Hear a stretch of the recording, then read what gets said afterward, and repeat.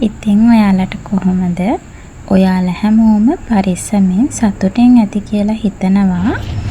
මේ වීඩියෝ එකෙන් මම අරගෙන ආවේ අපේ පොසොන් පොය දවස කොහොමද ගත වුනේ කියලා. උදේම ගෙවල් ගාව තිබුණු අයිස්ක්‍රීම් දන්සලකට ගියා අම්මයි මමයි අක්කයි. ඉතින් තාත්තා නම් ගියේ නැහැ. බබත් තාත්තා එක්ක ගෙදර තමයි හිටියේ. ඉතින් හවස් වෙලා අපි හිතුවා පන්සලට යමු කියලා. ඉතින් අද අපි ආවේ වල්පොල තියෙන පන්සලකට. ඉතින් මේ පන්සලට අපි ආවේ පළවෙනි වතාවට. මේ තියෙන්නේ පුංචි දූපතක් වගේ තැනක්. ඉතින් මේ කුටිය හදලා තියෙන්නේ වැව මැද. ඉතින් මට හිතෙන්නේ භාවනා කරන්න වගේ තමයි මේ තැන හදලා තියෙන්නේ.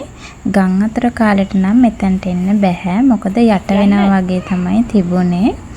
ඉතින් අපි එතනත් බලලා ඊට පස්සේ පන්සලට යන්න පිටත් වුණා. ඉතින් එතන හරිම ලස්සනයි නිදහස්. ඒ නිසා එතනත් චුට්ටක් වෙලා ඉඳලා අපි මේ පයින්ම පන්සලට යන්න තමයි හදන්නේ. ඉතින් මෙතනට එන ඕනම කෙනෙක්ගේ හිත නිවෙන වටපිටාවක් තමයි මේ පන්සලේ තියෙන්නේ.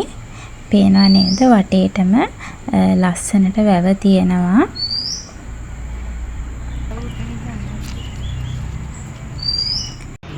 දැන් අපි පන්සලට ඇවිල්ලා බුදුන් වැඳලා චුට්ටක් වාඩි වෙලා හිටියා.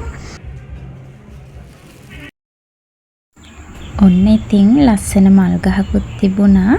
අපේ අම්මා දැක්ක ගමන් නැවතිලා බල හිටියා මේ මල් ගහ මොකද්ද කියලා.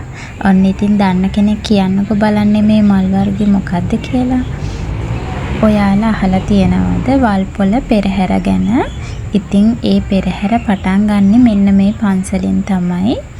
ඉතින් අද තමයි පළවෙනි පාරට අපි මේ පන්සලට ආවේ. අපේ අම්මලාගේ ගෙදර ඉඳන් මේ පන්සලට නම් වැඩි දුරක් නැහැ. ඒ වුණත් ඉතින් බලන්නකෝ අපි ගියපු නැති අපේ ගෙවල් වලට ළඟ කොච්චරනම් තැන් ඇතිද. ඉතින් ඔන්න හරිම ලස්සනයි මේ පන්සල. ඔන්න ඉතින් අපේ සුදු මැණිකත් එහෙට මෙහෙට ඇවිද ඉන්නවා. අල්ලන්නවක්වත් දෙන්නේ නැහැ. එයාට හැමතැනම ඇවිදින්න ඕනේ මේ වගේ තැනකට ආපුවාම. ඉතින් මේ පන්සලේ ගොඩාක් ලොකු සක්මන් පිළිමයක් තිබුණා. ඉතින් ගොඩාක් පන්සල් වල මේ වගේ පිළිම අඩුයිනේ. ඒ වගේම යශෝදරා තෙරණියගේ පිළිමයක් තිබුණා. ඉතින් ගොඩාක් පන්සල් වල එහෙම මම දැකලා නැහැ.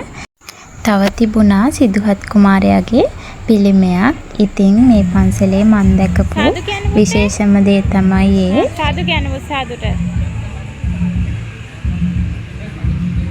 දැන් අපේ චූටි මැණික හරිම ආසයි බුදුන් වඳින්න.